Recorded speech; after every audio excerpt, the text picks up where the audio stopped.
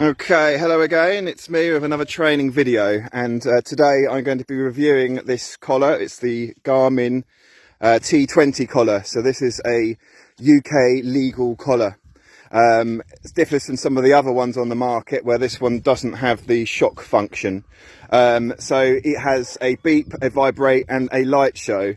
As you can see, it's flashing there, so you can have that on or off. So that's the flashing light is quite useful if you're walking your hounds at night time after work, yeah, you sort of track them as they're going around the fields and whatnot. So then I will show you. So this is the Garmin Alpha 300. So this is the latest model of the dog trackers that they do. So there's 3 buttons across the top. The left hand one, as you can see, as you can hear, it beeps. So if you've seen any of my other videos, my hounds are trained to come back on a beep. The second button is vibrating. I think you can sort of hear that. So if your hounds fail to come back to you when you beep them, when you call them, say they're quite sort of heavy prey driven, or they've got the prey drive, that vibration sort of jogs their memory. Sometimes I'm calling my hounds back and then suddenly there's an interesting smell, and as we all know, the basset foes do go deaf sometimes, and he might do a right angle and go off on that interesting smell. So on that particular occasion, I would then vibrate the collar, and then that sort of jogs their memory, and then they will come back to you. The third button on here is for the lights. So you can have continuous light, blink fast. If I go continuous, you can see that the light is on, and you can change it. You can change the colours and all sorts. So that is now blinking. A useful tool. Some people use these for instead of leads. So you've got full control of your dog. Your dog, if he runs off, you can always find him. You can track your hounds, 10 miles away, 15 miles away. They've got some range on them. You can have multiple dogs on here as well. I know some of the huntsmen in France could have up to 10 dogs on there.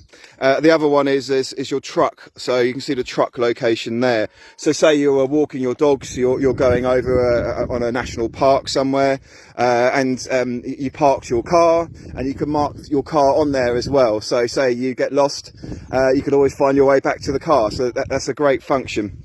So as you can see here, we've got various arrows. So one arrow is pointing towards my truck, one is pointing towards Boris's collar, which is on the fence, and the other one which Copper's wearing. Cop, speak. Good boy.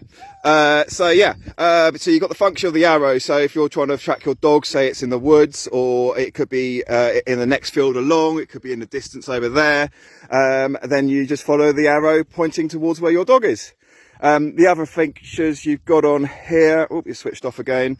You've got the map as well, so you can see where your hounds are on the map.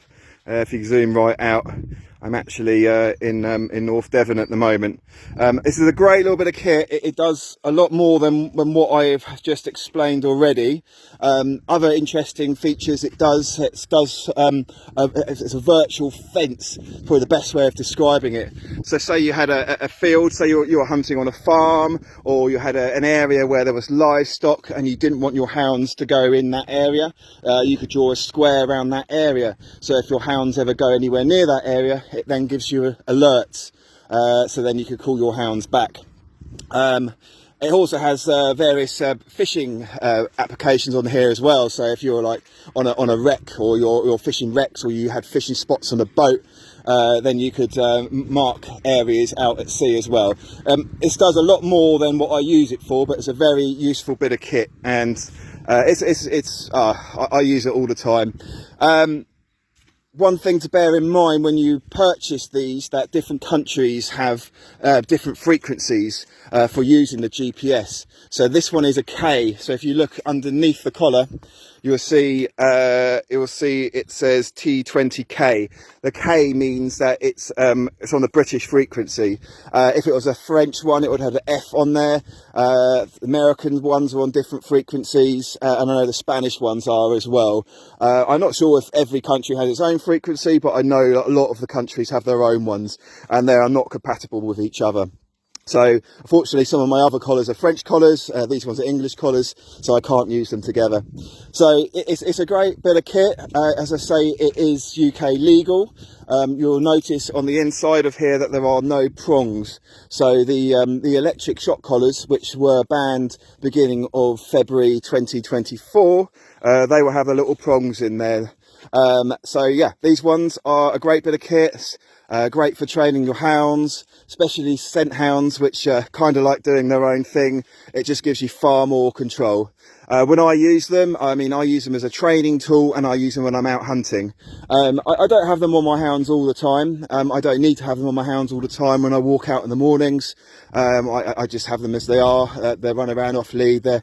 But as I say, they're a great training tool. Well recommended. The only downside to these Garmins is the price. One of these collars alone is £300. So the two collars, £600, and then this device here, it was about £800. You can get older models which are also compatible with these collars, which are a lot cheaper, but with the work I do, I just need to have the top of the range kit really. You can go for other models as well, and I'm sure they do just as good a job. So it may be a little bit overkill if you're just wanting to use them as a training tool. You might not need a GPS. I do recommend going for a beep and a vibrate collar. The beep, train them to come back on the beep, and then on the vibrate, if they're not listening to you, just sort of jerks their memory, as I said. So there we go. That is the Garmin Alpha 300 with the T20 collars.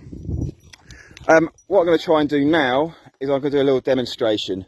We'll see if this works. So I'm going to switch this back on. I'm going to put it on copper, and we should be on, oh no, hang on. There we go. We're now on copper. Cop, get on. Get on. Go on, get on. So there's a little bit of a rabbity area there. He loves to have a little sniff around in there. Go in there, boy. Easy then. Go on, find him. Find him. When he's in full cry, they don't listen quite as much. If I would call him back, he probably would come back. But what I'm going to do now is I'm going to just vibrate him, and you'll see how he reacts. I mean, the vibration does not hurt the dog at all. So let's have a go and see how he reacts. As you can see, he just came straight back to me. When I go out and I get my collars out of the bag, they get very excited. Their tails start going, they start speaking. They know they're going out for some fun. Collars mean fun with my hounds. Isn't that right, Cop? Anyway, that's all for me for today. Hope you enjoyed this video, and thanks a lot. Cop, speak! And Cop says goodbye as well.